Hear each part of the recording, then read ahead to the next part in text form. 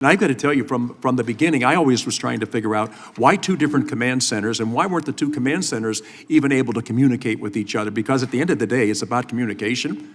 And as I've already said, we shouldn't have waited till 11 minutes after 6 that day to determine that we couldn't communicate. So going forward, you've already made some changes, and I think when you look at October the 5th, and to me, when I walked on the grounds that day, I felt like I was in the safest place in the world.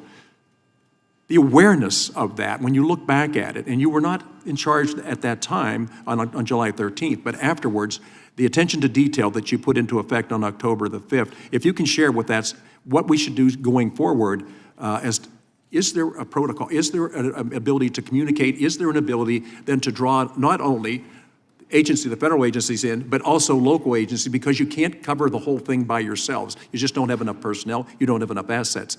Going forward, I know you've already initiated plans like that. Just share a few of those with us, please. Sure. So we've actually now we have done some organizational changes as well.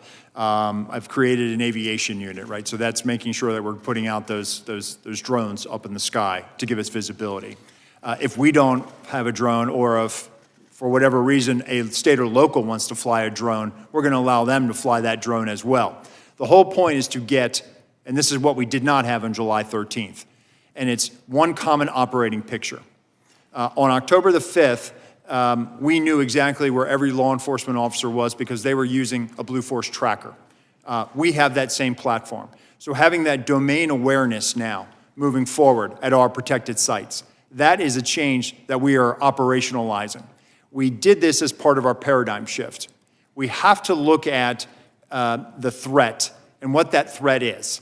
And our security model is based on that threat. And we have to prepare every day that there is somebody out there who's there to do harm.